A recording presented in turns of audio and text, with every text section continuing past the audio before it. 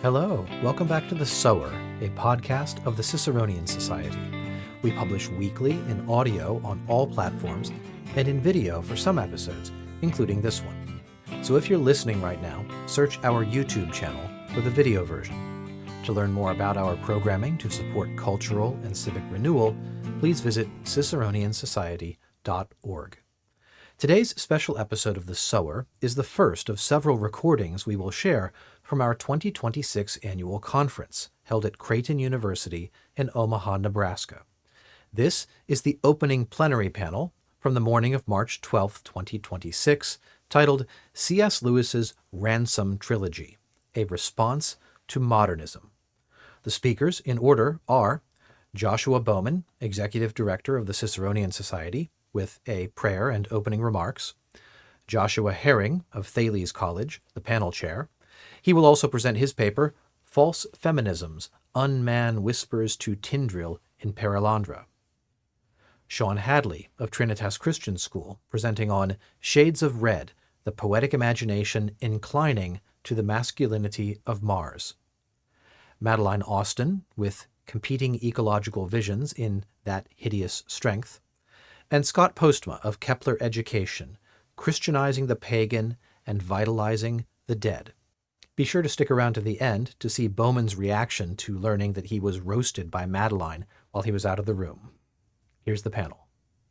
Before we go any further, please join me in prayer.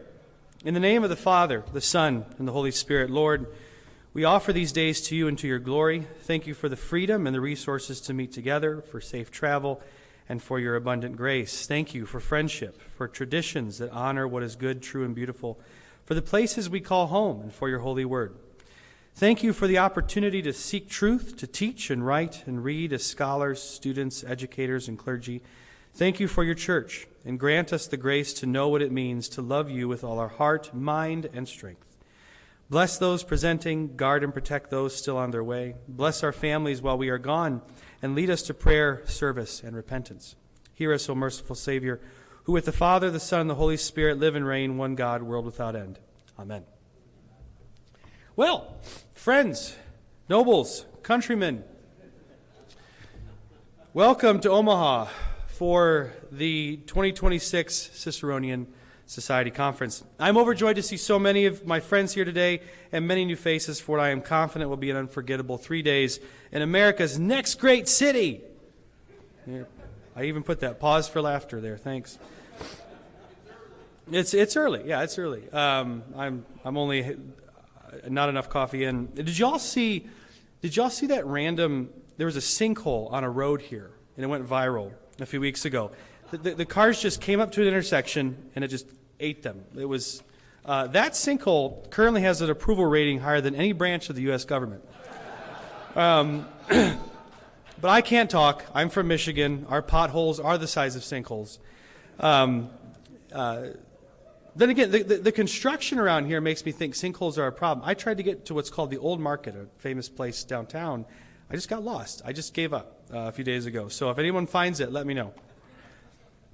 The Ciceronian Society encourages and equips Christian scholars as they serve the church, believing that it is the church, more than any other institution, that is critical for the cultural and civic renewal we so desperately need. Indeed, I would argue that healthy, theologically orthodox, spiritually mature churches are a necessary condition for a just and flourishing society. And if cultural and civic renewal is going to be realized, if healthy churches are our shared aspiration, it will require intellectual as well as spiritual leadership. But if that leadership is going to be impactful, we need more than credentials, courses, and CV lines. We need community. We need friends and conversation partners who challenge and sharpen us, who ask us tough questions, share ideas, and give us honest feedback. And it's that true friendship which I hope you find over these few days and beyond. Year after year, I hear a similar refrain from attendees who say these 3 days inspire them to write more, teach better, read more widely, and to think more deeply about their life as a scholar and how it relates to their place in the local church. And I pray you find that as well as an abundance of laughter and personal encouragement. What makes the Ciceronian Society different is not some secret formula, though. It's not me. It's not even Bill Batchelder's laugh. It's you. Somehow, by God's grace, year after year, we managed to bring together amazing people, a remarkable group of people who not only share many of the same interests, but who come to genuinely care about one another. It's not unusual, for example, for me to get emails on a monthly basis saying, do you know any Ciceronians looking for jobs in X? Because I would like to work with a Ciceronian. There are many ways you can participate then in that overall vibe that we have begun to cultivate. Number one, ask questions. Most panels don't have discussants, so because we want all of you to assume that responsibility. Now, we do plead for you to avoid the self-indulgent speeches where you just say, it's just a comment, not a question. Don't be that person. And instead, choose to offer constructive feedback and comments that communicate to your authors that you want them to succeed. Number two, don't be shy. This is a great place to find collaborators and future colleagues. Share your CV, resume, and job openings you know about. Tell people about that project you always wanted to pursue or the one you're trying to finish. Pitch book and essay ideas, future panels, podcast episodes, and so on. This is a great place to do that. And number three, and I want to encourage you to do something that it's very simple, but arguably unusual at any academic conference. I want you to quietly and silently pray for one another. I don't offer any particular words to use, but when you see someone coming up to speak or chair a panel, offer up a prayer for their well-being, for their family, for their research, their health, or whatever comes to mind.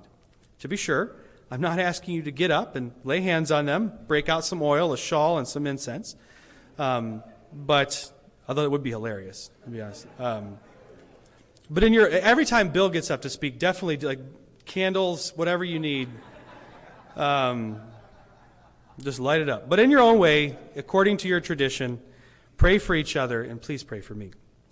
This is going to be a great conference, and I want to quickly thank our sponsors for making it possible. A big thank you to our friends at the Center for Religion, Culture, and Democracy, Regent Honors College, Christian Halls International, who you're going to hear a lot more from tomorrow, the Heritage Foundation, the Russell Kirk Center, the Henry Institute at Calvin University, the Hillsdale Van Andel Grad School, and the Davenant Institute, and especially to our hosts here, the Menard Center for Economic Inquiry here at Creighton University. Thank you.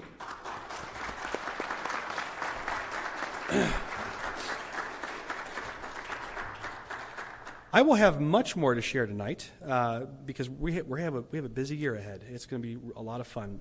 Before the Storing Prize dinner, which is included in your registration, everyone is welcome to that. We're going to talk about a fall symposium we're doing in October and a new professional development initiative I can't wait to tell you more about. That's really exciting. Also, most of you should receive a newsletter for conference attendees each morning of this event. Hopefully you got that. Check your junk mail if you didn't see it.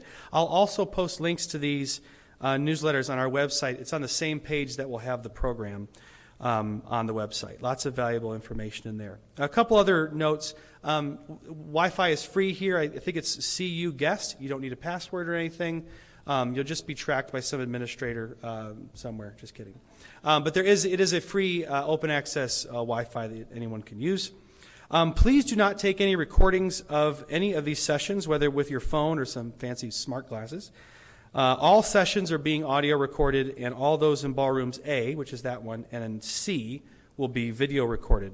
If you do not wish your presentation to be recorded, please let your panel chair know before your session begins. You can let myself know, or I have, Paul Hicks, can you wave your hand? Right there. He's our photographer. If you're like, don't take a picture of me, or don't take a picture of the side of me, then go ahead and do that. But, by the way, don't take a picture from back here. It's I look way better up front. All right. And if you have any questions, just let me know. And without further ado, we have our first panel led by Josh Herring. Thank you.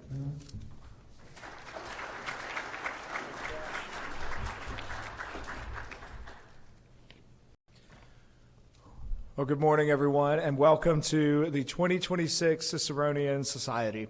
My name is Josh Herring. I am thrilled to introduce this morning's plenary panel. I'll begin my comments after introducing my fellow panelists, and we will speak in the order listed in your program.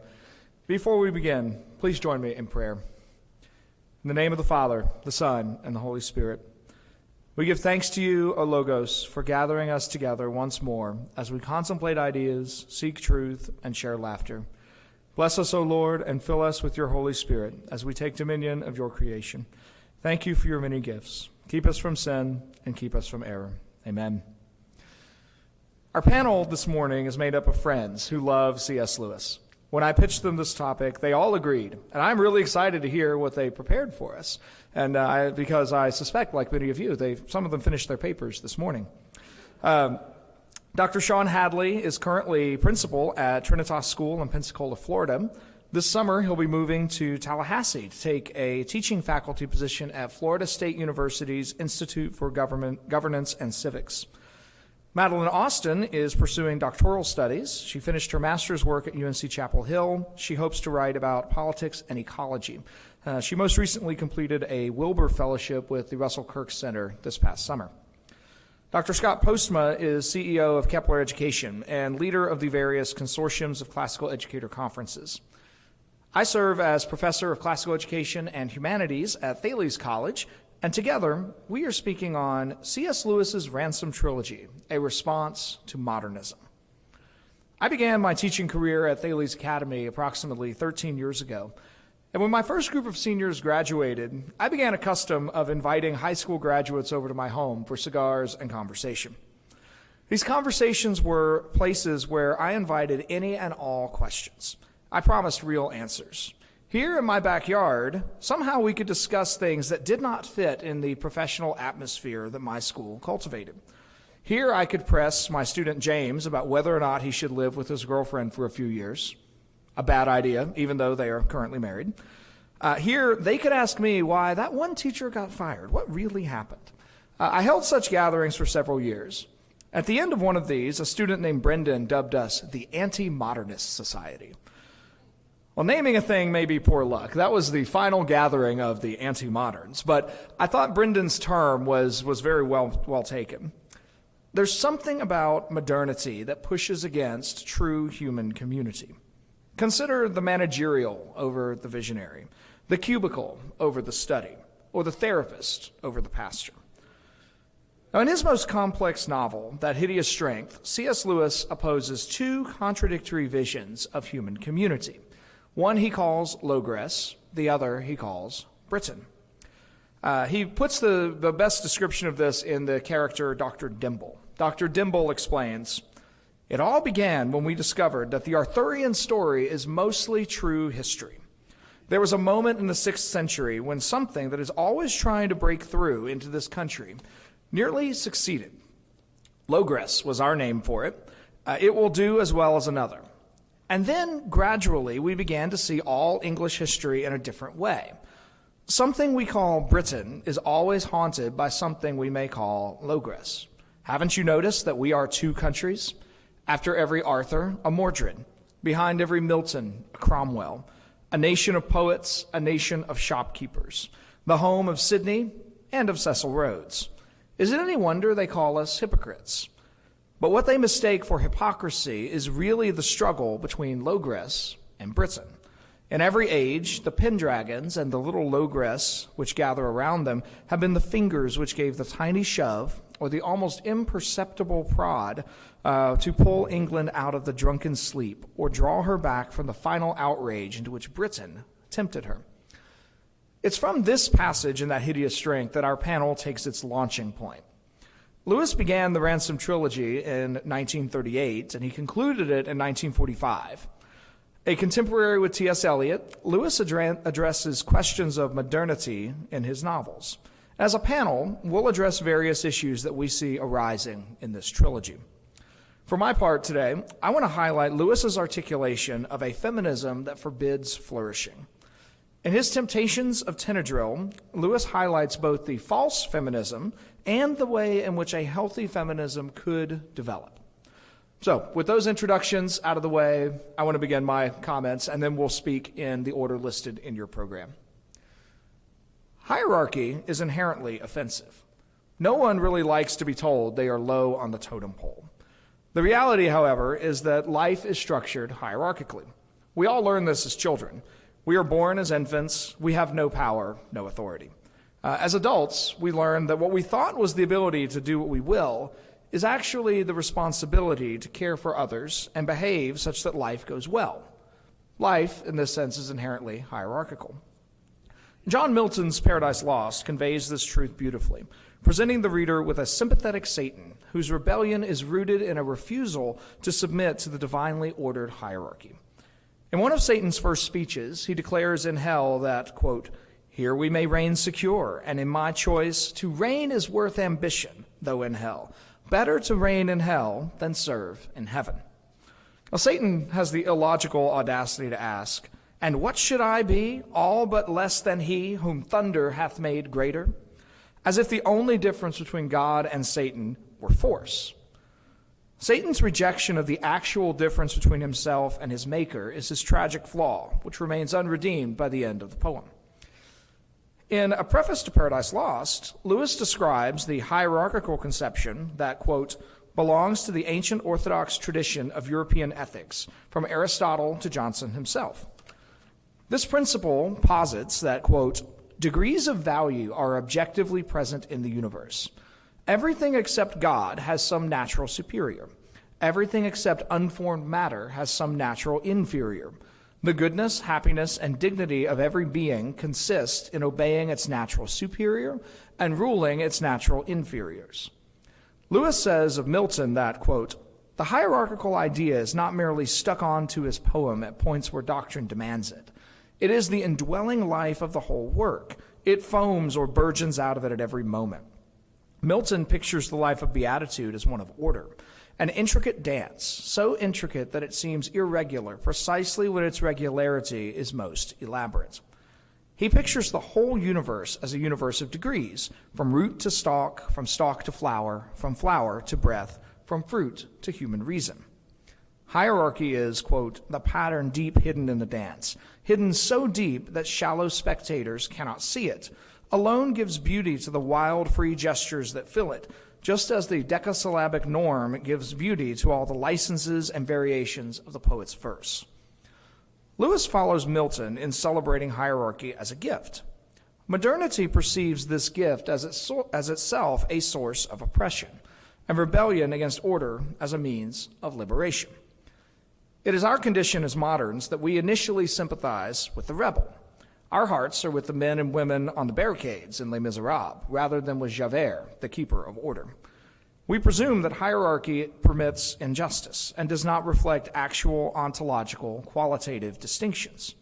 Such has been the movement of Western thought since the French Revolution. Into such a spirit, C.S. Lewis's novel Perelandra offers a different view of hierarchy. Lewis does a lot in this novel, much more than I have space to trace in this paper. So I want to instead focus on only two ideas, the temptation of Tenedril and the great dance as the answer to that temptation. Lewis published Perelandra in 1943, the same year that he published Preface to Paradise Lost and The Abolition of Man. We can only dream of such academic productivity. Perelandra is Lewis's edition of the Paradise Lost story, featuring Tenedril as Eve, Weston as the serpent, and Elwyn Ransom as the representative of Malel-Dil, God the Son, who does what Adam should have done in Genesis, step on the talking snake's head. Weston offers variations on the same theme to Tenedril as his temptation. His end goal is to have Tenedril disobey God's specific command to not spend the night sleeping on the fixed land. His route to get there has everything to do with inspiring Tenedril to mimic Milton's Satan. Tenedril is unfallen woman. I hope you can hear the capital W. She will be the mother of all Perelandrians. Like Eve, she is created subordinate to her husband, Tor, the king. Unlike Eve, she is given many lines in the story. Her frequent refrain is, "I will ask the king." Tenedril has never considered the possibility of independent thought or individual action. She is innocent. Lewis calls her almost naive. And if Weston can inspire her to reject her place in God's creational hierarchy, he will have achieved his fall. This, then, is the false feminism of my title, a feminism that is grounded in rejection of the natural place of the feminine in creational design. Lewis follows traditional Christianity in subordinating Tenedril to Tor. He for God, she for God, and him, as Milton put it. There is no tension in this unfallen hierarchy until Weston begins proposing that Tenedril ought to ascend the hierarchy or go outside of it. The temptation is masked in positive language, but the goal is prompting Tenedril to reject who she is made for, and why she exists, for some other good. We offer 3 examples. The first example is a dialogue between Weston and Tenedril. Weston says, "How greatly I desire to meet this king of yours, but in the matter of stories, he may be no older than you himself." Tenedril replies, "That saying of yours is like a tree with no fruit. The king is always older than I, and about all things." Weston again, "But Piebald and I have already made you older about certain matters, which the king never mentioned to you. That is the new good which you never expected. You thought you would always learn all things from the king. But now Maleldil has sent you other men whom it had never entered your mind to think of, and they have told you things the king himself could not know." Tenedril explains, "I begin to see now why the king and I were parted at this time. This is a strange and great good Maleldil intended for me." Weston says, "Yes, Maleldil is making you into a full woman, for up to now you were only half made, like the beasts who do nothing of themselves. This time, when you meet the king again, it is you who will have things to tell him. It is you who will be older than he, and who will make him older." Tenedril's reflective acceptance of her position as lower in the hierarchy is clear in this passage. Knowledge and maturity are what she receives from the king. Weston tries to shift that in 2 ways. He wants her to see him and Ransom as ways of giving her knowledge the king does not have, and then frames Maleldil's, God's, desire for her to be the one giving the king knowledge and maturity. This is a subtle inversion of the natural hierarchy that exists between Tenedril and the king. Now, a second way Weston tries to move Tenedril to reject her givenness is through comparison with the great but fallen women of earth. Weston says this, "They are of a great spirit. They always reach out their hands for the new and unexpected good, and see that it is good long before the men understand it. Their minds run ahead of what Maleldil has told them. They do not need to wait for him to tell them what is good, but know it for themselves as he does. They are, as it were, little Maleldils, and because of the sweetness of their wisdom, their beauty is as much greater than yours as the sweetness of these gourds surpass the taste of water." Weston upholds fallen, sinful women as reaching for new, greater goods than Tenedril could imagine. They run ahead of God. They do not wait for God to tell them things are good. Instead, they become like gods. Here the temptation sharpens, upheld for the one made in Maleldil's image to reject who she is in the hopes of being like God, knowing both good and evil. Now, the clearest temptation passage builds on this theme, inviting Tenedril to consider that, contrary to what he has said, Maleldil actually wants Tenedril to disobey him so that she will develop full independence.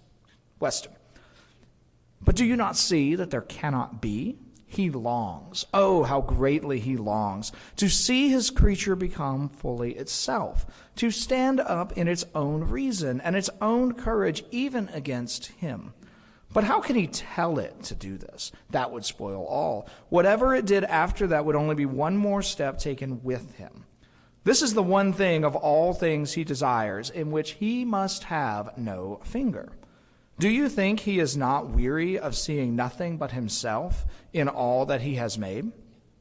If that contented him, why should he create at all? To find the other, the thing whose will is no longer his, that is Maleldil's desire." The temptation to a false feminism lies in asserting that disobedience is the route to obedience. By disobeying God's creational design, Weston promises, Tenedril will become more fully herself. Rejecting her place in Maleldil's hierarchy, rejecting the gift of creation, is Weston's route to full personhood. Fortunately for our American love of a happy ending, Tenedril withstands temptation, and Ransom finally kills Weston. Tenedril is reunited with Tor, and in their union, Ransom sees this living paradise, the Lord and Lady as the resolution of discords, the bridge that spans what else would be a chasm in creation, the keystone in the whole arch. Both Tor and Tynedril triumph, and the novel closes with a theme of harmony. Following his discussion of masculine and feminine essence, Lewis introduces a different metaphor, the great dance, that closes the novel on a note of harmony. Two angelic figures, Malacandra and Perelandra, sing of the true nature of reality. All of creation dances before Maleldil. The great dance resolves the theme of hierarchy and is Lewis's answer to the question of the gender wars. The feminine finds fulfillment in submission to the masculine within marriage. Tynedril rejects the glory of rebellion, showing instead the quiet beauty of submission. And that beauty is hers alone. It can only come through her. It is the beauty of a dance, where lead and follow are obeyed, and all parts contribute to the whole. This, Lewis argues, is how all of reality is arranged before the face of God. And in this hierarchical dance, all the parts are arranged, yet they stand equally related to God. Equality, in Lewis's sense, cannot exist without hierarchy. So I want to read 4 final passages from the close of Perelandra. These are very poetic passages that close each with the line, "Blessed be he." I think it's one of Lewis's most amazing literary accomplishments that it's a poetic passage that forces you to read it correctly. So I'm going to attempt to do that, but the language just compels a certain reading. For this to make sense, without having read the book, you've got to imagine 2 angels and 3 humans all singing these things together, and it's very unclear who is singing which. It just moves back and forth amongst all of them. It is loaded with justice as a tree bows down with fruit. All is righteousness, and there is no equality. Not as when stones lie side by side, but as when stones support and are supported in an arch. Such is his order. Rule and obedience, begetting and bearing, heat glancing down, life growing up. Blessed be he. Each grain is at the center. The dust is at the center. The worlds are at the center. The beasts are at the center. The ancient peoples are there. The race that sinned is there. Tor and Tynedril are there. The gods are also there. Blessed be he. Where Maleldil is, there is the center. He is in every place, not some of him in one place and some in another, but in each place the whole Maleldil, even in the smallest thought. There is no way out of the center, save into the bent will which casts itself into the nowhere. Blessed be he. In the plan of the great dance, plans without number interlock, and each movement becomes in its season the breaking into flower of the whole design to which all else have been directed. Thus each is equally at the center, and none are there by being equals, but some by giving place and some by receiving it. The small things by their smallness and the great by their greatness, and all the patterns linked and looped together by the unions of a kneeling with a sceptered love. Blessed be he. 6 years after Lewis published Perelandra, Simone de Beauvoir published The Second Sex. In that volume, she provides the myth of radical feminism. Woman is made, not born. De Beauvoir contended that woman was an identity made by male and societal oppression. Her vision of feminine flourishing was one of sexual and economic equality with technological help to overcome nature. De Beauvoir's feminism, and all the feminisms that flow from her thought, reject the givenness of the feminine, and in a quest for equality, loses access to actual femininity. Lewis offers a different route. Through submission and receptivity, through accepting her position within God's created hierarchy, the feminine achieves a unique glory.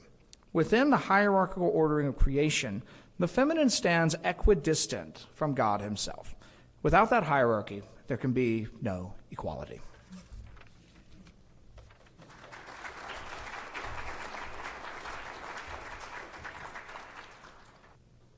Well, good morning, everyone. It's my job to follow Josh. This happens a lot, actually. I end up on a panel with him and always go after him. I don't know if he's doing that on purpose, but maybe. And so I'm going to try to move quickly here this morning. The idea for this paper has been something germinating for a long time, and as a result, it means it's taken a lot of different paths, different than what I first imagined. I am going to talk this morning about Mars, masculinity, and poetry, though it may be slightly different than what is in the abstract on the Ciceronian website. If that is a disappointment, I apologize in advance. Much of what has captivated my thought begins in a conversation I had a few years ago. Working in a small classical Christian school, where I'd been for a few years at that point, the headmaster asked me if I would lead a conversation on the Iliad. Parents were invited to read it, as were faculty. But most importantly, the school board of that institution committed to reading Homer's classic tale, which for many of them was the first time. When I arrived for the book discussion, one board member in particular approached me, and it's important to understand that this is a man whose children, 4 of whom had gone through the school, had all read Homer, and yet for him this was the first time that he had picked it up. He took my hand and in an act of gratitude smiled and said, "I did not expect that to be so masculine." Now the comment has stuck with me, not only because it stemmed from this man's genuine appreciation that someone had kind of forced his hand to read Homer, but also because I think it encapsulates an unspoken idea that permeates much of our culture, namely that poetry is somehow feminine. Now, what is meant by this is often unclear, as unexpressed ideas typically are. It might manifest in claims like, "Poetry's too emotional for me," or "I gave it a try, it's just not my thing." No insult is meant by this, and it is expressed by both men and women. So however you approach it, there seems to be this underlying cultural impetus that claims that the poetic form is simply not quite masculine. Now, I anticipate in this audience that this is probably a less common idea. And I bet if I started off on a poem or two, many of you here would even be able to keep it going. In fact, let's experiment since it's early in the morning. If I were to say, "Whose woods these are, I think I know." Oh, yeah, so good. Thank you. Some of you knew that one. I'm glad. The point here is not that I'm going to say anything radical or something that pushes boundaries. But I do want to try to nail down a couple of things that find difficulty being expressed. First, I do want to assert that poetry has an emphatically masculine aspect to it. And second, that this has particularly interesting implications for imaginative works about Mars. Now, I think the most difficult term here is the one that we encountered earlier, masculine. I didn't know much about the word's origin when I started this, and so I will not bore you with the ridiculous amount of time I spent going down an etymological black hole on that one. But I will summarize it very succinctly. Essentially, the word has not changed much in English in 500 years. That's great. That makes my job easy. Virile, powerful, male. That's what the word means, and it's how we continue to use it. Now, something that did particularly catch my notice was the Latin root masculus. I'm sure I did not say that right. Sorry, Catherine. Which can also mean something that is worthy of men. Now, that in particular caught my interest when I was working on this. Now, I also want to point out that emotionless and cold are nowhere to be found in this word's history. So we can sit on that for a minute. If you want to nerd out on etymology later, I'll be happy to do so in between sessions, but we don't have time for that today. I really want to point out that the unspoken hesitancy that permeates the reading culture for many is that there is an expectation that poetry will not somehow be masculine, and yet that is precisely what we need to get beyond. This matters in particular in how the imagined world of Mars has appeared throughout much of our writing. Now, Mars has ranged in particular over the past century as a place of rich cultures, though often dying, as in Burroughs' Barsoom books, Bradbury's Chronicles, Lewis's Ransom Trilogy, which I'll talk more about, and to a lesser extent, Robert Zemeckis' holiday classic, Marge Needs Moms. Interestingly, thank you. There was at least one good chuckle out of that one, right? Interestingly, these stories prominently feature men from Earth who discover a race deeply imbued with the martial temperament, though the authors explored this in different ways. I believe this is a long-held piece of our collective imagination which recognizes the metaphysical reality beyond our own atmosphere. The progenitor of this, of course, lies in those ancient appearances of Mars, of Ares, which permeate classical mythology. Yet even into the medieval era, this continued to find life, and how the actual planet of Mars played a role in the lives of men. And this is where Lewis is drawing from most heavily for his own fiction. How many of you have read The Discarded Image? Okay, not half as many as I had hoped. That's good. We'll take it, right? Writing on Chaucer's House of Fame, Lewis explores the idea that for the medieval mind, the things of earth were constantly kindly inclining, and that's inclining with a Y, to their sphere, which in this case is the earth. He highlights how this language suggests things like that we hold in common knowledge, like gravity, which wasn't discovered by Newton, but was rather described. There is something in his own thought that goes beyond this, and it argues that there's something more than the natural concepts at work. Mars exists outside of our sphere. Its influence is different than the way we think of gravity. And yet that kindly inclining still meant that the red planet affected people even in the day-to-day. What was associated with Mars? Iron, war, that martial temperament, were more than just an older enneagram or personality test. Lewis argues that these influences held a spiritual component, as evidenced by how the soul's turning to God is often treated in the poets as a returning, and therefore one more instance of that kindly inclining. So understanding how Lewis adapts this into the Ransom story is helpful, I think. Now, again, little participation by a show of quick hands. Who here has read Out of the Silent Planet? Man, that is good news. Thank you.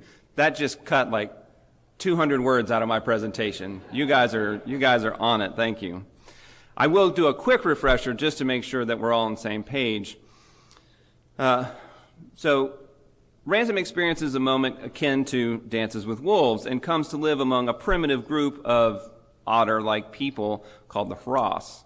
They're hunters living simply in what might be seen as similar to the Native American lifestyle prior to westward expansion. Their accommodations are Spartan. Their weapons are a central feature of their daily lives. Their cultural simplicity, in Ransom's eyes, means that they lack artistic capability in many ways.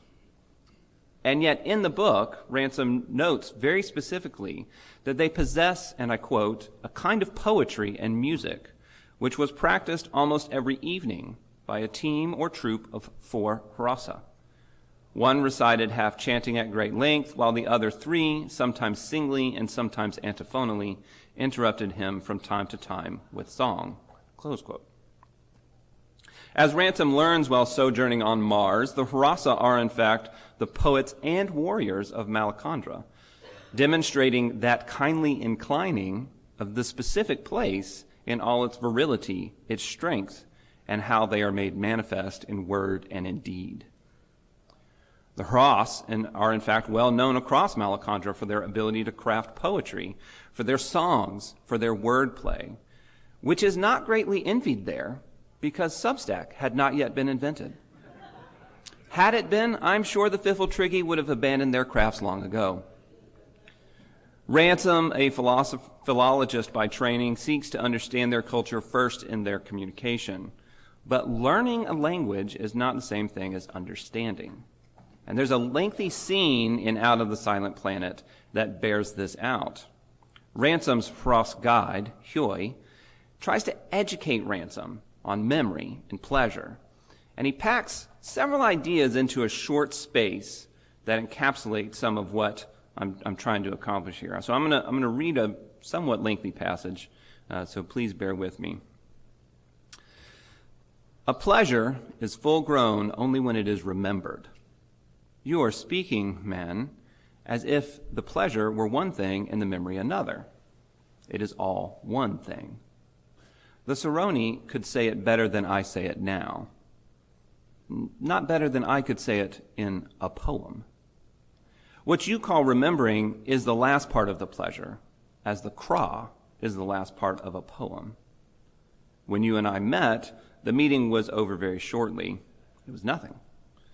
Now it is growing, something as we remember it. But still we know very little about it. What it will be when I remember it as I lie down to die, what it makes in me all my days till then, that is the real meeting. The other is only the beginning of it. You say you have poets in your world. Do they not teach you this? Don't your poets teach you? It's worth noting that despite current educational trends, the role of the teacher, the tutor, has historically been a male profession. The judgment Huey passes here is a rebuke of the lack of masculinity in Ransom and on Ransom's world. And it is summarized in his use of the word poet. For Huey, poets not only fulfill the traditional role of teacher, but revel in every other masculine aspect of the Hurras culture. Now, to be fair, Out of the Silent Planet shows 3 races, all of which are fundamentally masculine, which is something we could explore if time were on our side. It's not, so we won't. What is clear is that for Ransom, the Hurras represents something noble, offering a kind of forgotten knowledge, and this is intimately bound up in their love of poetry. Lewis helpfully fleshes this notion out further in Perelandra and That Hideous Strength. Again, I don't really have the time this morning to chase all of that, but I do want to point to a specific moment in the 3rd book in an effort to try to tie some of these ideas together. What matters for Lewis in this discussion is that the masculine, that Malacandrian spirit which animated Hurras poetry and their hunting and their songs, is not merely a biological reality, though it is that. Explaining this to Jane Studdock, the heroine of the 3rd book, Ransom explains to her, "You are offended by the masculine itself, the loud, eruptive, possessive thing, the gold lion, the bearded bull, which breaks through hedges and scatters the little kingdom of your primness as the dwarves scattered the carefully made bed. The male you could have escaped, for it exists only on the biological level. But the masculine, none of us can escape." This conversation has spiritual implications for Jane, who understands from this that she must eventually submit to Christ. But it also continues the setup from Out of the Silent Planet, where this inescapable masculinity is manifested in the simple poets of the Red Planet. The loud, the eruptive, the possessive. Such might easily describe the works of Homer, of Virgil, of Milton, and many more. And it matters that Malacandra and Perelandra, the actual reigning spirits of those respective worlds, come together in the concluding pages of Ransom's story. My own hope is that their return to Thalcandra, the silent planet in which all of this begins, might mean that we more readily recognize how we might kindly incline towards our own proper ends, be they masculine or feminine. Thank you.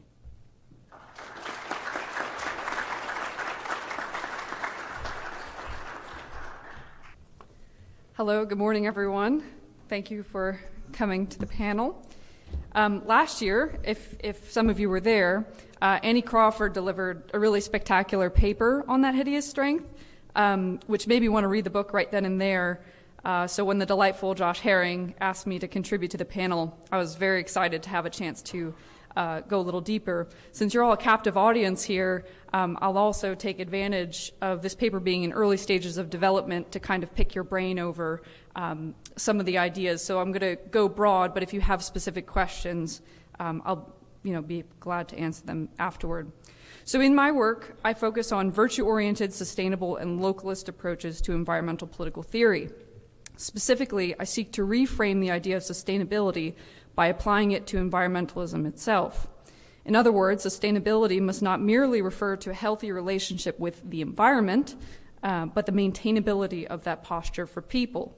In this view, a rigorous approach to ecology demands a strong account of human motivation, grounded in habits and practices tied to ordered ways of living.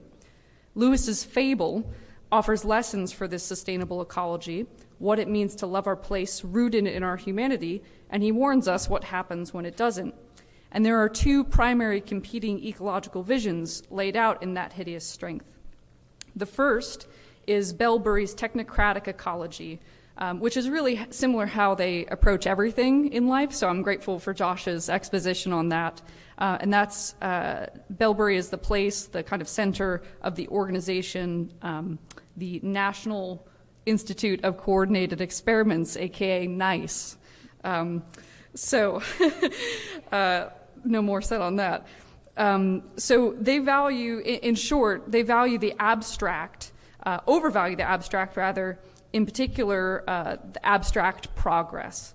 They reject limits, especially embodied limits, epitomized by their great fear of death and their single-minded determination to conquer death through their religion, science. If they would grant that our planet has woes, it is simply a matter of going to the next planet and expanding their interplanetary domination. And let's see, they have no attachment to Earth or Thulcandra, as it's known in the Ransom Trilogy. And as a word to the wise, when you come up to ask Josh Herring about his presentation, do not refer to it as the Space Trilogy. NICE also has an unhealthy attachment to efficiency, but without a clear understanding about what efficiency is for. They claim to be on the side of order rather than obscurantism, a charge they make of St. Anne's and company, but this order does not understand its proper end. In a scene I could barely read through because it reminds me of so much of what's happening to my own town, the NICE tear down the ancient forests of Bragton Wood in search of Merlin, but probably also to build an ugly building on it as well. Such is the way. To quote the folk singer Nick Jones, all around this country they're turning green to gray. What grows up for a century, in a minute you can throw it away. The second framework is the ecology of St. Anne's. So St. Anne's in the book is primarily the good guys, and they're concerned with, if we're to kind of interrogate what their environmentalism looks like, it really revolves around the care of a specific place and specifically love of that place. So in this view, our care of our places and one another come from a particular knowledge of a particular place and people, and animals, though for the rest of us probably a less exotic menagerie. It is also embodied. We learn to care by living and loving together, by working the land and breaking bread. In physically knowing our place, we earn a knowledge that helps us care for it, both because it first teaches us how to care for it, and it then motivates us to do so. So, for example, I might be more motivated to clean up litter, or, a place that I consider my home than a random gas station on the road. So initially in my paper, I set out to gain insights from these competing visions, but I kind of ran into a Goldilocks problem. If I focused on critiquing the technocratic framework of Bellbury for a Ciceronian society audience, this is kind of like trying to inebriate Josh Bowman tonight at the hospitality suite. We know how it works. It's not really a new thing, and the audience is already sympathetic. But if we turn to St. Anne's, the task becomes a little too big because of what I call the St. Anne's difficulty. Which is really the big difficulty that I face in my work, so I kind of see this as a vocational endeavor. So while this particular aspect is not the crux of my paper, I am bringing it to you all to get your ideas. So it probably won't surprise you that in the discipline of environmental political theory, it's pretty monolithic out there right now. It largely tracks with what we might call mainstream environmentalism, the kind of environmentalism that you hear from the news, very climate change focused, things like this. Recent scholarship and observation find that many ordinary people are crushed by a sense of anxiety or hopelessness when it comes to the environment and their role in its care. Some, troubled by the current state of affairs, are in despair, and climate anxiety proliferates. Others name a growing sense of apathy. If their actions do not significantly affect the global ecology, their efforts don't matter anyway. Moreover, there are those that feel like environmentalism isn't for them, but it's the pursuit of the wealthy, the elite, or the politically progressive. Consider the near constant bombardment of climate messaging in the forms of ads, donations, solicitations, product labeling, and media coverage, which I believe they're calling greenwashing nowadays. The average person may come to feel that every decision he makes has an impact on the environment, but simultaneously can never be good enough, let alone save the world. So in the long run, it seems that living under sustained existential threats germinates a sense of guilty hopelessness that can lead to anxiety, despair, or apathy. People then lose agency, which refers to the capacity to intentionally act, and crucially, the sense that one's actions are one's own and that they matter. So to meet the demands of increasing environmental degradation without falling to despair, people need to feel political will and investment, or as Roger Scruton puts it, they must feel that their problems are their own. St. Anne's offers the kind of hope that I aim to capture in my research, the idea that returning to our humanity and caring for the places we have in front of us is the answer. And I agree, and this is the great contention of my work, but I also grant that this is not so simple and can be a tough sell for the exact audience that I'm trying to capture here. If we want to avoid the hopelessness of the mainstream environmental messaging, we also want to be careful of our own charges of hopelessness. St. Anne's ecology raises difficult questions that are too big for this particular paper, but I do hope to continue this research and would appreciate your insights. So this hideous strength ends in a deus ex machina par excellence. So this has implications for the lessons that we can draw from my particular inquiry, and raises questions like, is the hope of St. Anne's reliant on a hope in the resurrection? How practically do we have hope when our places are destroyed? To what degree is it worth fighting against the huge enemies and slowing their destruction of what we love versus withdrawing into the humanity and kind of making a final stand, or as Lewis puts it, while the bombs are coming down, to do the human things rather than to cower? This challenge for me, and one more question that I have often, is do we leave our places when they're taken over by the Bellberries of the world, if we're still remaining on the world? So this challenge for me is epitomized by Bragdon Wood in the book, which if you've read it is the ancient wood, and Nice is trying to find Merlin, so they just tear it all down. But the thing is, it doesn't come back. It's gone. At the end of the book, I'm hoping for it, but it does not exist in our physical universe anymore. And this is a tough one for me. So it is not restored on Earth. Therefore, I think that the life at St. Anne's and the kind of lessons that it has for how we might think of creation or environmentalism, ecology, however you'd like to refer to it, deserves further discussion and treatment. So my paper first focuses on a much more modest goal, kind of first step, if you will.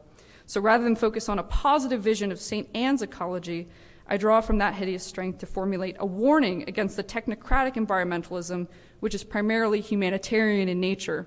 So just as like heads up, it's a little different from exactly what Lewis lays out in that hideous strength. I develop this concept by combining the warnings of Lewis's fable with Irving Babbitt's conception of humanitarianism. So Bellberry fits the mold of what Babbitt calls secular scientific humanism, though he argues that humanism is a misnomer there. But the context of what we're up against has changed a little bit in ecology since Lewis wrote that hideous strength in an important way. So the variety of environmentalism that dominates the mainstream messaging is not necessarily the utilitarian type that drives a lot of the novel. Both share a religious zeal with positivism, an overvaluing of the abstract, high hopes in technocracy and centralization, and a disdain for limits and embodiment. However, it is the goal of Nice versus this contemporary strand of environmentalism that holds the interesting difference. Mainstream environmentalism falls much further into what Babbitt calls the philanthropists or the humanitarian strain. And while the humanitarians really emphasize the benevolent goals of their plans, they do put forth compelling cases for why we might go about it their way, while as in that hideous strength, it's more of a caricature of this utilitarian bent. So this is often an extremely tempting worldview, especially for young people who are seeking to do good in the world and make their mark and to help others. And in that way, it can be a lot more insidious than the kind of, we can read that hideous strength and go, ooh, I don't like that. Like I'm a disembodied head. If you know, you know. But as many of you know, there are significant problems with that framework. In essence, we can recognize the larger-than-life Bellberry as the bad guys in Lewis's fable. But we also need to warn people against using the Bellberry methods, with benevolent motivations. It's like using the ring. You know, we want to be aware of that, even if you argue we should use the ring for Gondor. Even if the intentions are genuine, the risk is the same. So this is why it doesn't quite matter if someone's being deceptive about whether, it's not really good that they're after, or if it genuinely is. So to conclude, I'll go through the traits that Lewis is warning us about through this hideous strength and how they strip agency for ordinary people with a particular mind to environmentalism. So a couple characteristics. The Bellbury-esque environmentalism is big. It operates on a huge scale like everything else they do, and therefore it's more abstract than concrete. And at that scale, abstraction is nearly inevitable. In that hideous strength, we hear members of NICE talk about their service to humanity, but it's unclear who they're actually helping or who actually wants the things that they're doing. And with environmentalism, this goes even further. We're not just talking about humanity, we're talking about everything in it, the whole world. Like, that's a lot of pressure. The atmosphere, everything. So that's a lot. Next, because technocratic environmentalism is big and abstract, it is necessarily international or top-down, and I think we should be very aware of this. NICE, for example, must, because it's so big, must control the whole system, which Annie Crawford points out sows the seeds of their own destruction in the end. And similarly, in mainstream environmentalism, this abstraction makes everything everyone's responsibility and therefore no one's. This often devolves into empty slogans like think global, act local, where Wendell Berry suggests we ought to act and think locally. We are now led to believe that only international actors can do anything about our ecological woes. Similarly, this has led to a profusion of philanthropic, humanitarian tendencies that Babbitt describes and warns against. All environmental organizations seem to want is your money, and all the environmental lobbyists want is a bigger slice of government budgets dedicated to their efforts. Next, technocratic environmentalism sees only problems and more often symptoms of problems. This is understandable, but like anything taken to the extreme, a little problematic. Roger Scruton argues that this proclivity is a result of an activist mindset as opposed to a mindset of conservation, where the standard operating procedure is to, one, find a problem, and then two, fix it. There is a place for this kind of thinking, but to hold too dearly to that method of attacking things really does spell an unsustainable view of the world and our role in it. And then finally, technocratic environmentalism, just like in the discussions of sex and gender, lead to what Bill McKibben calls tinkering. So this is kind of the flavor that feels that we can innovate out of our nature, or at least out of our problems. Sometimes this will take the form of thinking that we can change human nature, that man is not necessarily fallen, or sometimes, okay, if we are fallen, then we can build a rocket ship to go somewhere else, or we can, create a fertilizer that will solve our irrigation problems, etc. So we can capture the carbon in the atmosphere, lean into electric vehicles, create paper straws, just kind of treat those symptoms. And again, not to say that that's all bad, but it kind of misses the point of what's really wrong here. And so why does Lewis warn us against these tendencies, both in the ecological sense, but also more broadly? What it boils down to, for me, in my reading, is the diminishment of agency and therefore the sense of hope. So the humanitarian Bellbury strain is concerning for several reasons, which I'll just highlight. The way tops my paper goes more into it. First, it convinces people that their problems are not their own. Two, it artificially cultivates despair and apathy. Next, it not only kills efficacy, but it kills the kind of character that we need to develop in caring for our own homes. It then eliminates the incentive to do so.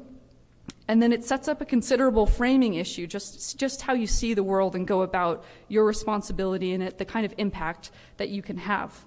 So we do face real environmental challenges, and we need buy-in and motive. And I think that hideous strength offers a really good starting point for what that kind of hope can look like. But even more strongly, from the environmental perspective, it shows us what we don't want to do. We don't want to go into Bellbury, even if we don't think we have the same motivations as they do. It can be a little trickier than that. That can be really tempting when you're facing issues. So this is all in a very preliminary state, so I'd appreciate any comments or ideas you have, either with the St. Anne's problem or et cetera. Thank you.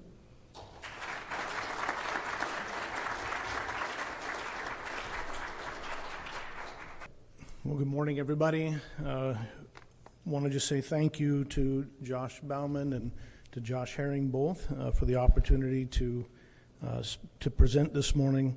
Thank you to each of our panelists. This has been enjoyable to treat C.S. Lewis. And my approach this morning is going to try to tie in with part of what we've been thinking about as a whole for this conference, or what I was under the impression that we were thinking about with the 250th anniversary, thinking about some of the Enlightenment goods of life, liberty, and the pursuit of happiness. So the title of my presentation this morning is Christianizing the Pagan and Vitalizing the Dead, and it's Christian humanism and the grotesque in the Ransom Trilogy. Obviously, we're not going to have time to unpack all of that in the few minutes we have. But my bigger project or bigger research interests lie in the recovery of Christian humanism, and not just Orthodox Renaissance humanism, but that kind of inchoate humanism that existed in early Christianity all the way into modernism with C.S. Lewis. In the Cosmic or Ransom Trilogy, C.S. Lewis employs the grotesque as a literary device that exposes the ontological failures of modern conceptions of life, liberty, and the pursuit of happiness. By way of his imaginative cosmology, Lewis reveals the ways in which reductionist views of man in 19th and 20th century Western thought had shifted the anthropological conversation from that of the 17th and 18th centuries, which contemplated the self-evident inalienable rights endowed by man's creator, shifted over to the anti-humanistic philosophies of the 20th century that had removed the organ while still demanding the function. In response to the modernist subtle abolition of human heritage, Lewis reclaims these Enlightenment goods of life, liberty, and happiness to accord with what he calls the Tao, objective values, natural law, norms, etc., by Christianizing the pagan and vitalizing the dead. Now, to unpack my thesis in the time we have together, I'd like to first consider the reductionist impulses of the 19th and 20th centuries, which were playing into the ontological failure of these Enlightenment goods, the growing crisis about the nature of man, and that really hit a big crisis in the early 20th century. Matter of fact, the Stanford professor Mark Greif has written a book where he argues that the most published book, the topic more published than anything else from 1933 to 73 was What is Man? Some variation of that.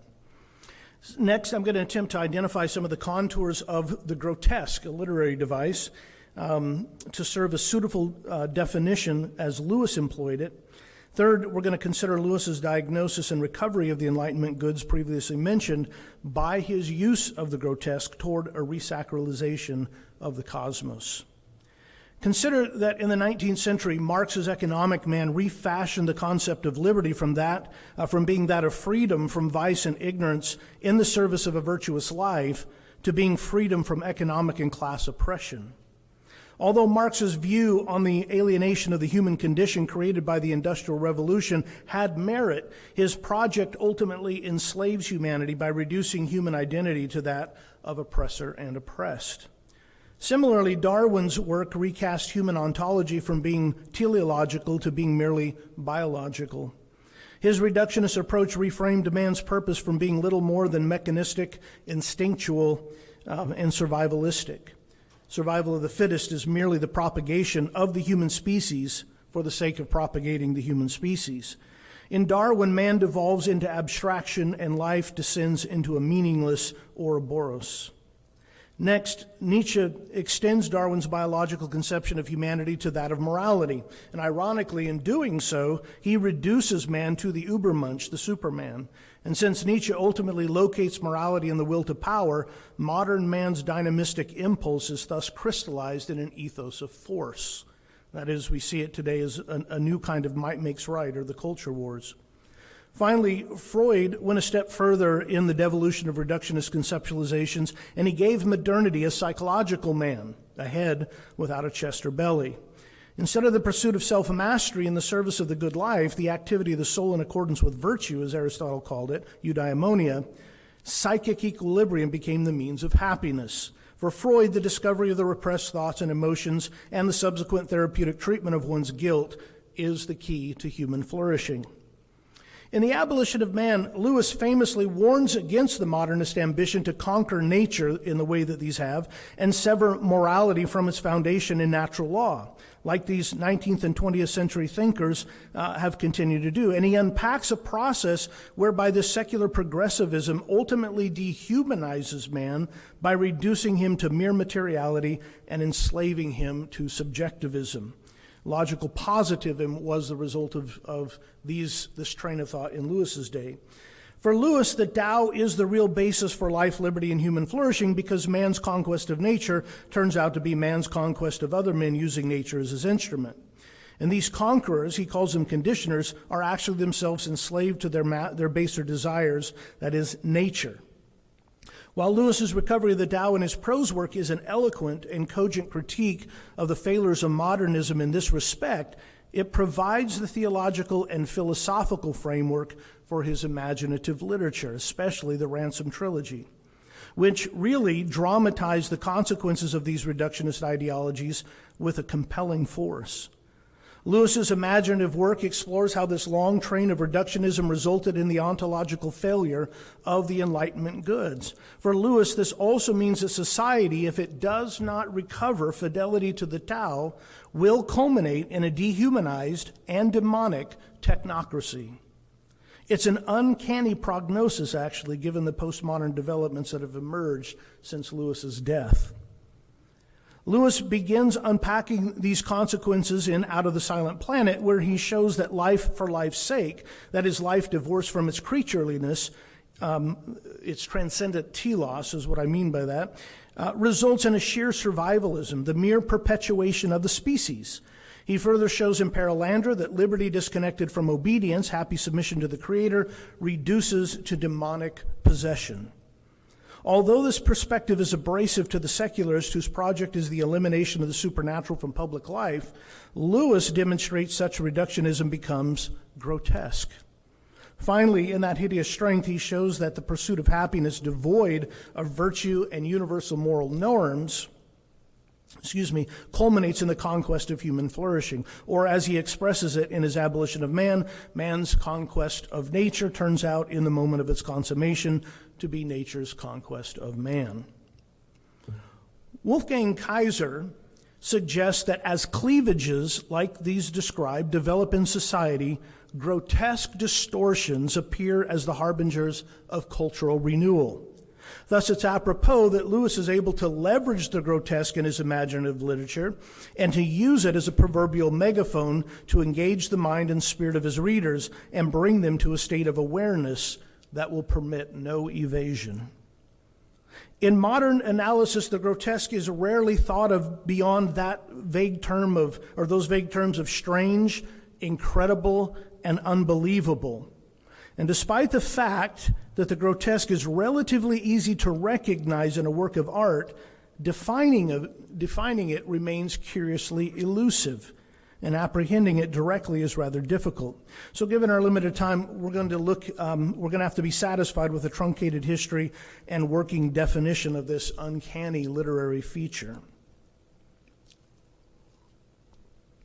At the outset, we can establish that as an artistic and cultural form, the very presence of the grotesque in any work of art is meant to place all tacit assumptions about ideas in doubt. In other words, the very ding and sitch of the grotesque is characterized as a species of confusion. And its artistic power lies in its ability to arrest the reader's attention while leaving his understanding unsatisfied. The term grotesque first entered the vernacular of the West in Italy around the 16th century, and its etymological origin is from grotta, the meaning cave. And the term was coined to designate a certain ornamental style that came to light during the 15th century excavations of Nero's Domus Aurea and the Baths of Titus in Rome.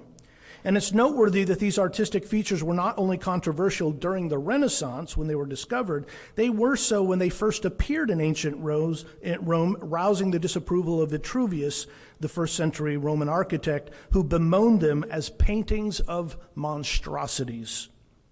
Yet what Vitruvius had viewed as monstrosities were seen by many Renaissance artists like Giorgio Vasari, Pinturicchio, and Raphael as caricatures of the real world that playfully subverted the natural order of things.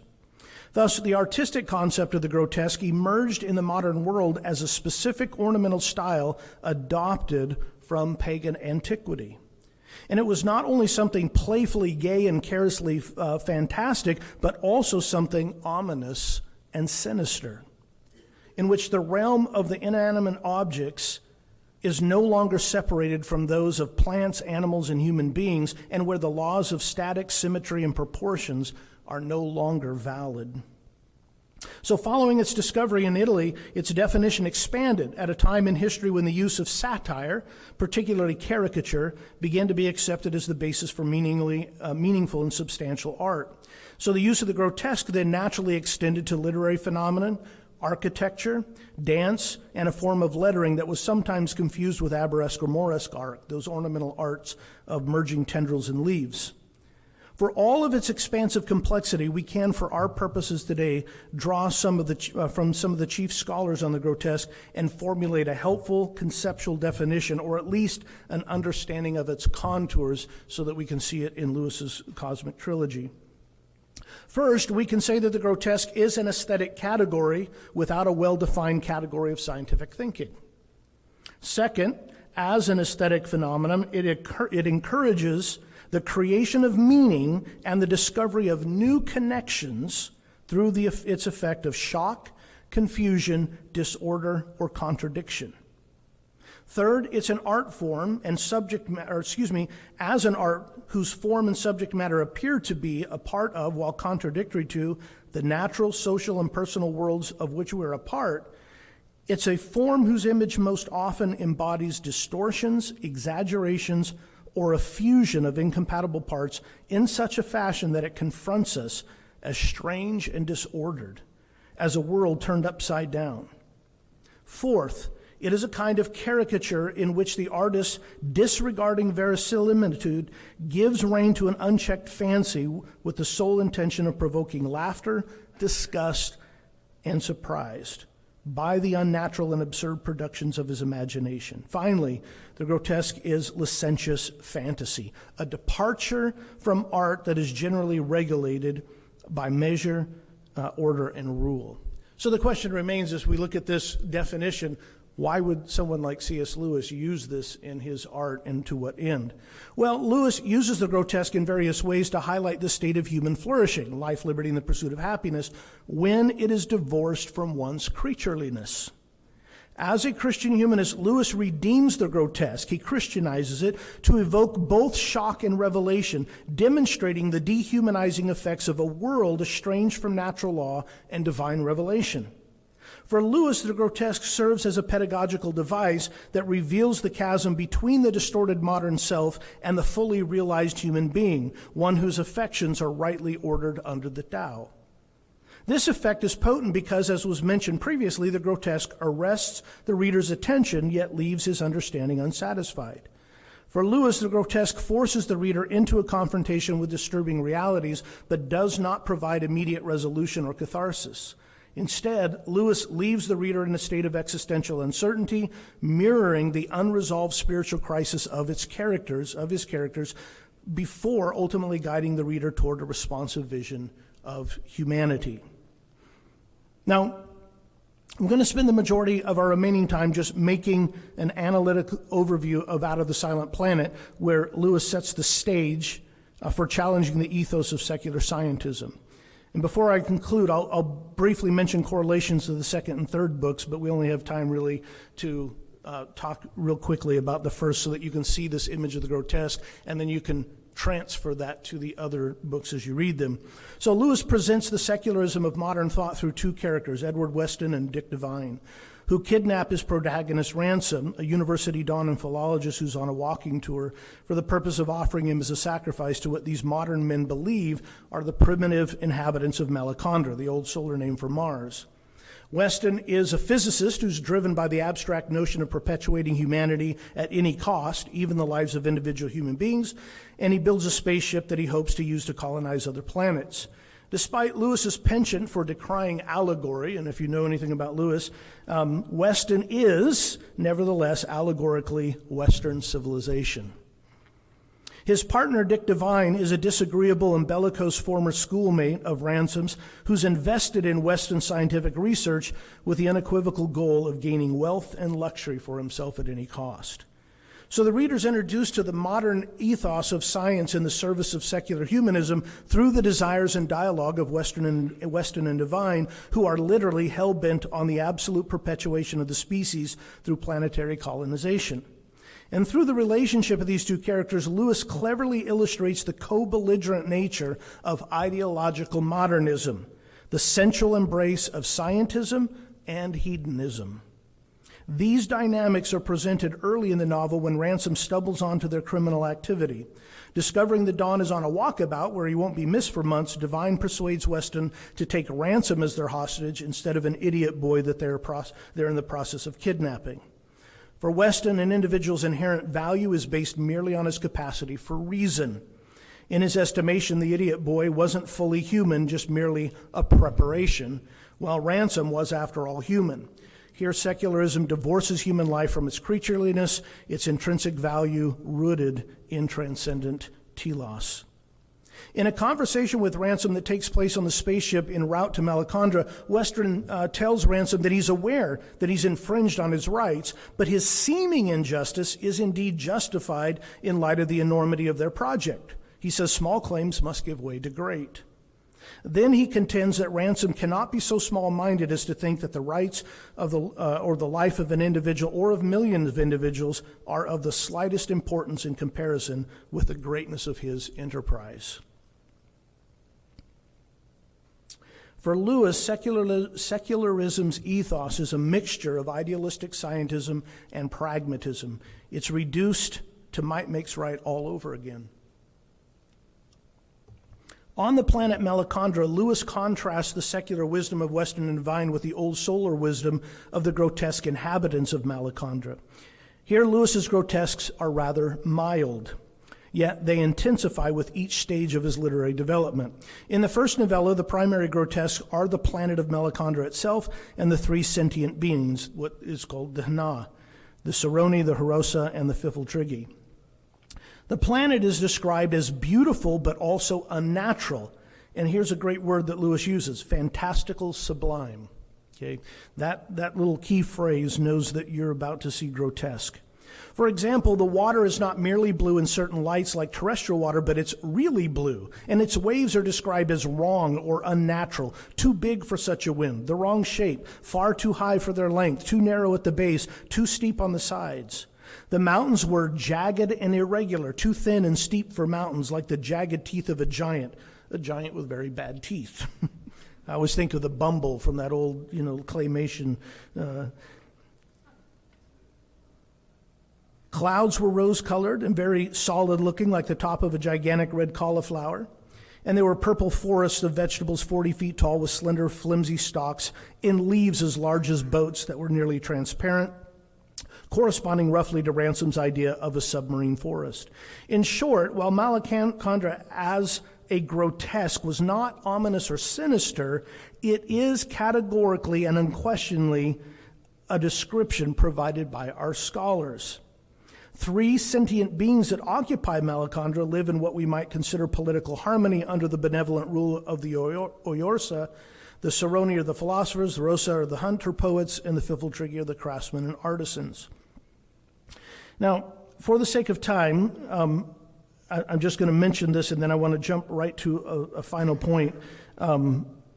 But the Ciceronian are described as spooks on stilts, surrealistic boogeymen with long faces, madly elongated. They're wizard-like with spidery, mobile, transparent hands. The Hirosa they have a coat of thick black hair, lucid as sealskin, very short legs with webbed feet, broad beaver-like or fishtail, strong forearms with web-clawed fingers. Fifiltrigi are frog-like animals, taper-headed animals, and they're reptilian, like grasshoppers, frog-like, small and hairless. And they are, interestingly enough, matriarchal and short-lived. They're the craftsmen and artisans. So Lewis captures the work of the grotesque and the way it performs in his cosmic trilogy in this following narration. And I'm going to close with this, I'll close with this, and then just briefly mention what it looks like in the other two, so you can discover it. But here's a quote from Lewis as the narrator. He says, "It was only many days later that Ransom discovered how to deal with these sudden losses of confidence." Okay, so notice this phrase. So Lewis is looking at these sentient beings who look like animals. He's talking with them, and he has this sudden loss of confidence. "They arose when the rationality of the harass tempted you to think of it as a man. Then it became abominable.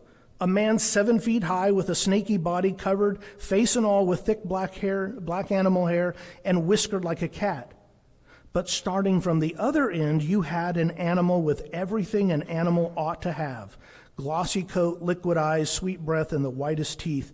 And added to these, as though paradise had never been lost and earliest dreams were true, the charm of speech and reason. Nothing could be more disgusting than the one impression, and nothing more delightful than the other.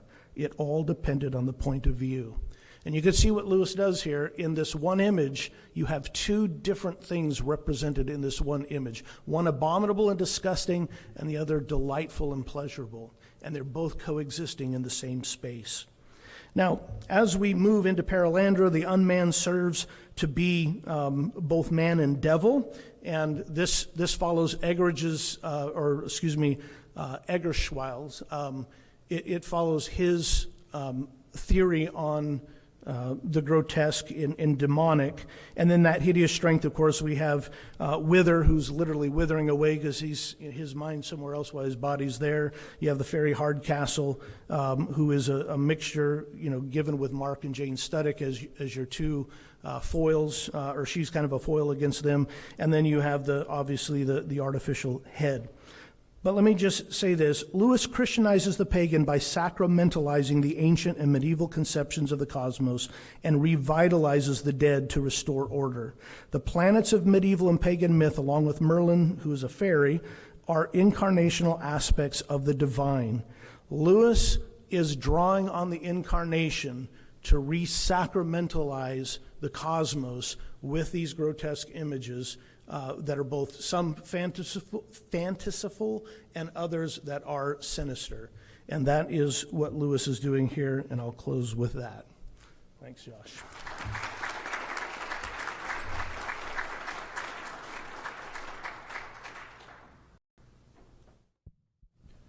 All right, thank you, panelists, and thank you to an audience. Y'all have been very attentive. We are very excited for your questions. Bowman, are there any instructions about how we're doing questions? Yeah, we're going to hand out the mic if someone wants to volunteer to run around. By the way, speaking of running around, Michael Thomas back here, thank you for inviting us here to Creighton. He likes to walk 5 miles. If he says it's just a short walk to a restaurant, never believe him. I'm in so much pain. All right, yeah, Sullivan, you got this? All right, so if you have questions, just raise your hand, and Sullivan will bring the mic to you. Go to Frank first.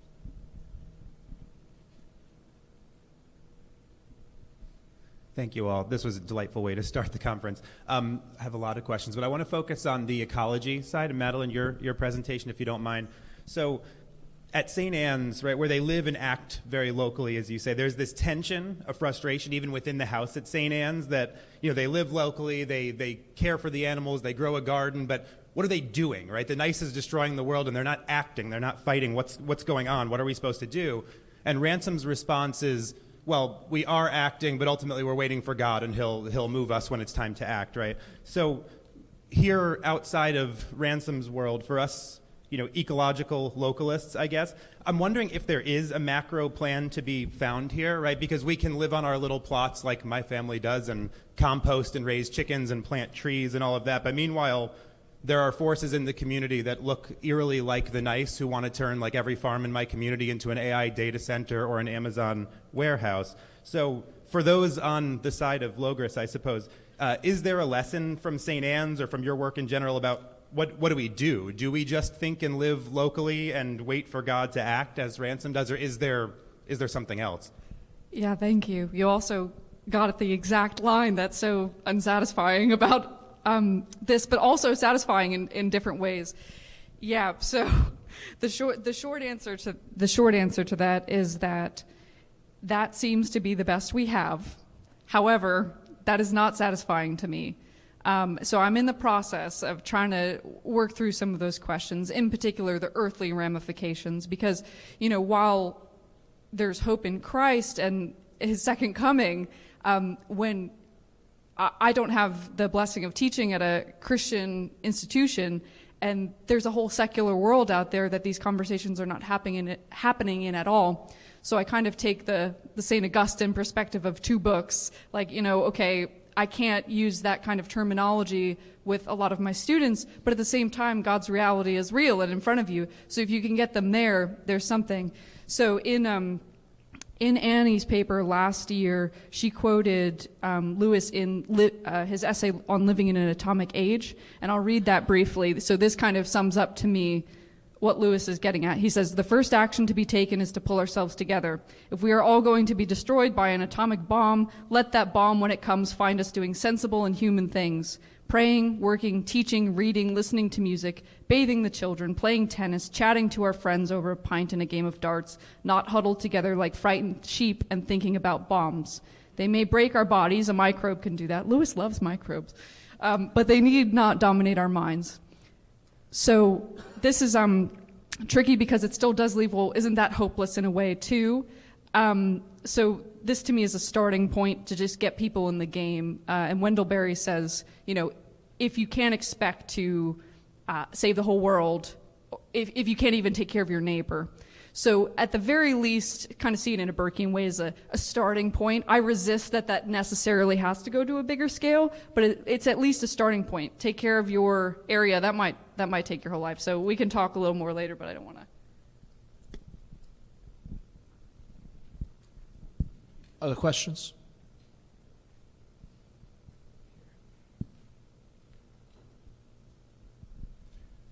Madeleine, this is kind of a follow-up question and then also some feedback disguised in the question. Thank you. You mentioned very briefly, and then again in your answer, about resurrection as an object of hope. And I think that's right, but is it complete? And what I'm getting at is that someone like Oliver O'Donovan will say that initiates a process of the vindication of created order, which then culminates in the ascension and the return. Does that provide a richer, would you kind of speculate, does that provide a richer fabric for beginning to think about environment as a way in which human flourishing, when it's properly tended to, will deliver? Yes, so to grab that last aspect of your question, thank you for that. That's what I try to rely on in my research, that this humanness, this being human, is actually a really powerful motivator for, again, terminology-wise, tricky, but the environment, so to speak, and this reconnection of those two things, which, depending on the audience I'm speaking to, is either lost or there more strongly. So what I mean by that is, in a lot of the literature, for me, something I run up against is we actually want to divorce the human from the environmental aspect. We want to say there's even the romantic vision of it, right? The nature that's apart from living. And then there's more kind of my strand, which is more of an agrarian bent to things.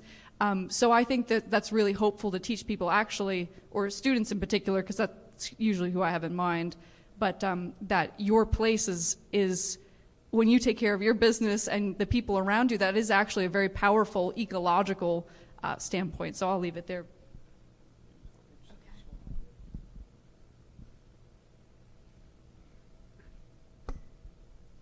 Thank you all. I also have many questions, but I'll confine it to Sean.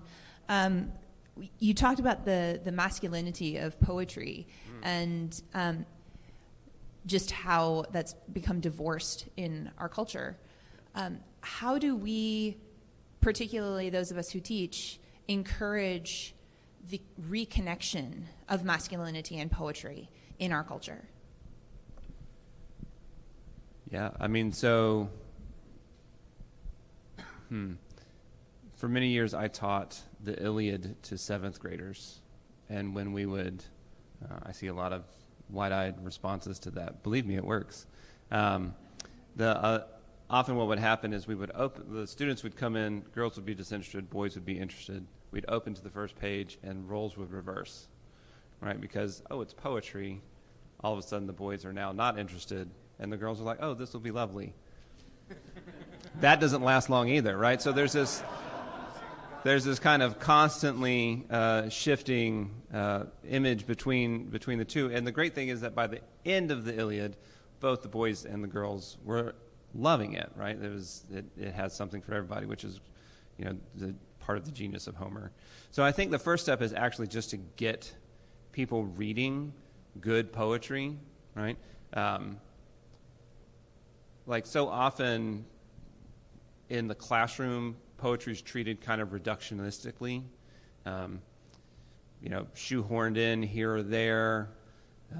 Often a lot of modern poetry. That's not a knock against modern poetry. It's just that if you're not giving students access to the broad range of poetry, you do kind of handicap them in some way. And I think you just have to be judicious. I've been very happy to see kind of a lot of pushback on, Micah Maddox has got some great things going on with poetry competition at First Things, and, Joshua Wren and Wise Blood Books are publishing tons of new poetry from male and female authors that are both great. But again, the Christian audience isn't really the one that needs this persuasion, right? Like, we have the Psalms. They're mostly written by men, right? Like, so it's not a hard sell to tell Christians, poetry it has a masculine element to it. It is that group who's outside the church that seems to struggle with this the most. And so I do think the key is to expose them. And you can kind of sneak past Watchful Dragons, right, as Lewis says, by giving them something like Burroughs or like Bradbury or even Lewis, which has these poetic elements embedded in their prose. And I find Bradbury's great for this. You can convince anybody of any religious stripe pretty much to read Bradbury, and they have no idea you're sneaking, little hints of the gospel in there to them, right?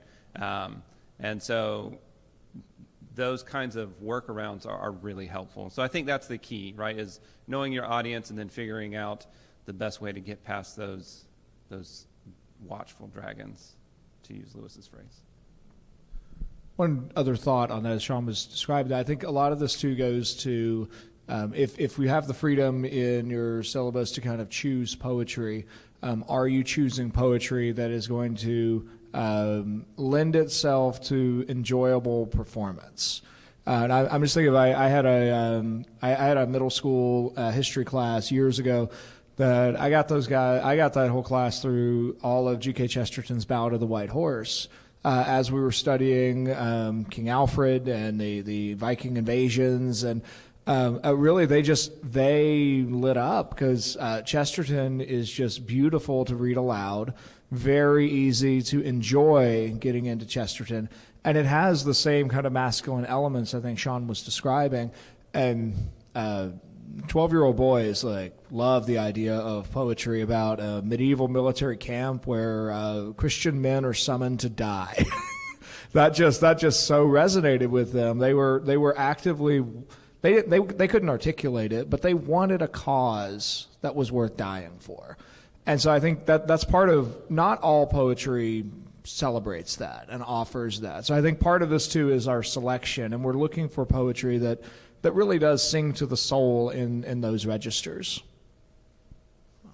Other questions?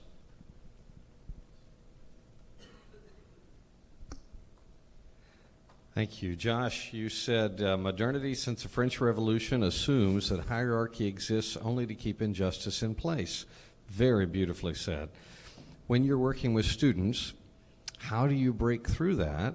What are some of the tricks of the trade you use to help them recognize the validity of hierarchy? Oh, thank you for that. I was a little nervous about that section because that is such a broad claim. It's one of those sentences that I didn't want anybody to question me on because I was like, well, I need 800 pages to explain this. I affirmed it instead. Oh, I'm right with you, yeah. I don't know that I have a lot of success stories with students in terms of like the K-12 level.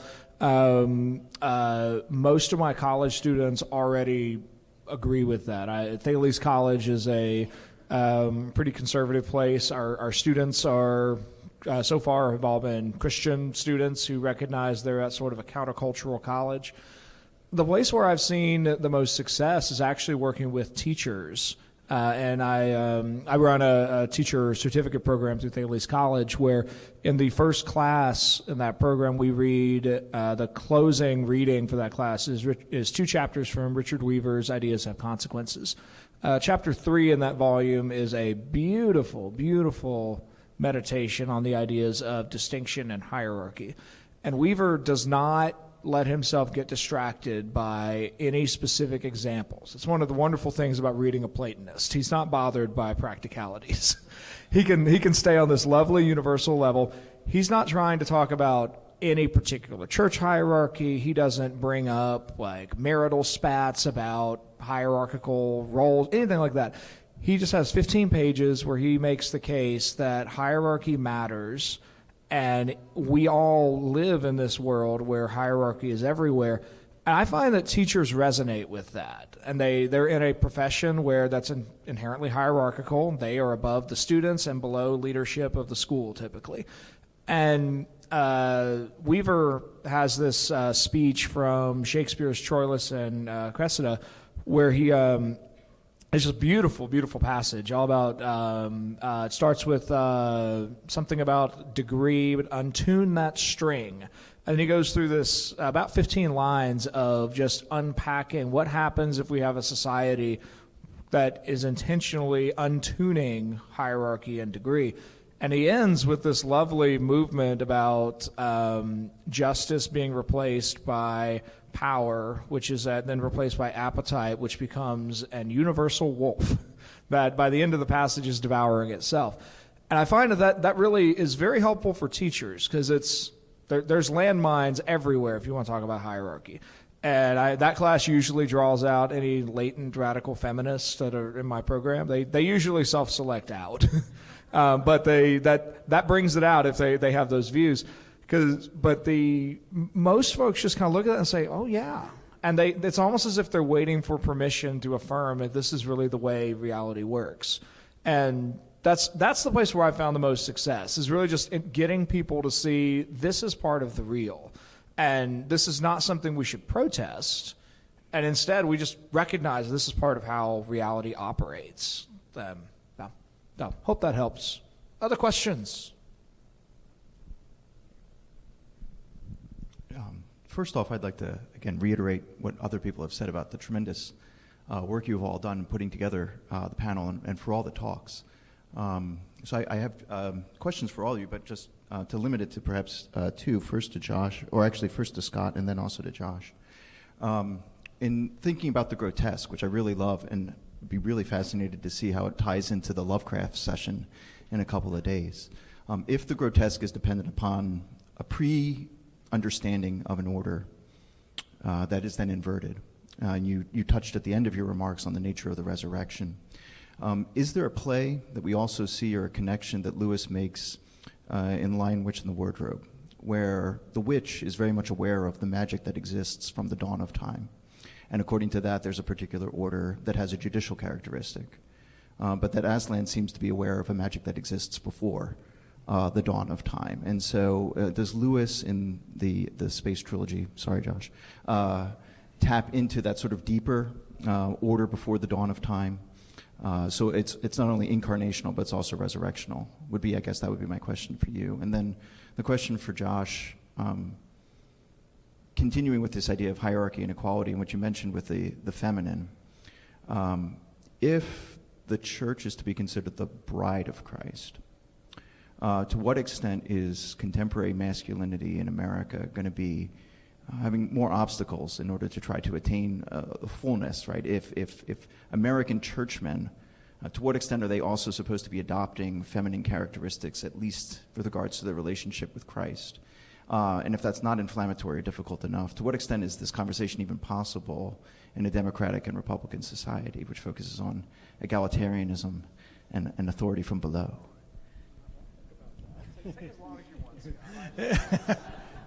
I was going to be very quick, so Josh could expand. So for full disclosure, I actually hadn't thought about Lewis's connection to the grotesque in Narnia, or to at least the concept that's working behind his use of the grotesque. But I will say this, I think I'm not going to get this quote right because Hooper said it much more eloquently, but I think Walter Hooper said about Lewis that what Lewis believed about everything could always be found in what he said about anything, right? So the fact is Lewis had a very cohesive worldview that no doubt in my mind, if I was to go back and apply this and analytically read through Narnia series, you would see many of these concepts still coming to play. So I suspect you're right on target with that.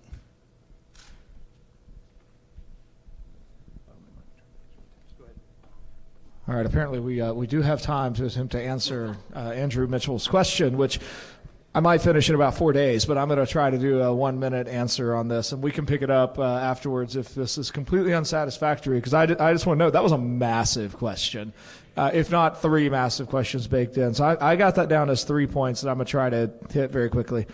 So we have the metaphor of the church as the bride of Christ. The question then of does that mean churchmen need to interact in some level of feminine ways? And then the question of is this conversation even possible in modern democratic society? Okay. So the first 2 points I want to answer by way of Lewis's lovely essay that anyone interested in questions about C.S. Lewis and gender, this is the essay to start with. It's called Priestesses in the Church. It's in the volume God in the Dock. And in there, Lewis has the particular way of talking about the masculine and feminine that I find very helpful. He talks about the masculine is this outward projection of being. The feminine is an inward receptivity of being. And it's in that sense that that's what I want to pull on to answer your question. Lewis says it's in that sense that all of humanity and all of creation is feminine in relation to God because we receive our being from Him. So that's the level on which I think we should kind of look at the metaphor of the bride of Christ. I don't think that means that, to go back to Sean's definition of masculine when he dodged all the etymology stuff, like strong, virile, something else, like the typical understanding of masculine, that's what God is calling for church leaders to be. The overall church itself is, in a feminine sense, then receiving its being from Christ, but leadership and headship, the New Testament is clear, is given to men. So that's, I think, though, I don't think that means that churchmen have a responsibility to acquire particularly feminine qualities. Now, on the modern democratic society point, I haven't seen him yet, but I hope Luke Sheehan is either here or will be here soon. I really want to talk with him about Robert Nisbet and Wilhelm Röpke, because I just finished reading both of those guys this semester. I want to run your question through Wilhelm Röpke's concept of modern mass society. And he thinks that our modern democracy is totally different than earlier eras, earlier regimes, simply because of the increase in population. And so I think in a modern democratic society, I don't think our modern democratic society is able to have these conversations in mass. But the little platoons are able to have this kind of conversation. So that's where I would say churches can certainly have this conversation. Churches can, under good leadership, can kind of walk through what does Scripture say, what does God ask of us, how do we relate to each other as men and women. Churches can do that. Churches ought not, I think, be characterized by massness. Instead, they ought to be characterized as local communities dedicated to faithfully obeying the Word of God. And in such, I think churches can certainly have those kind of conversations, but I don't think we are currently capable as a mass society of having reasonable conversations about what men and women are and how we ought to relate to each other therein. And with that, we're going to turn this over to Josh Bowman, who I think, were you in here when you got sassed? I got sassed. I wasn't. Oh, you got sassed hardcore. That was Madeleine buzzed you, convenient. man. Is this on? This on? Who sassed me? Madeleine, I'm going to pass the mic back your way. Madeleine, did you sass me? All recordings will be available later. Watch it at home. Let's thank our first panel. Thank you.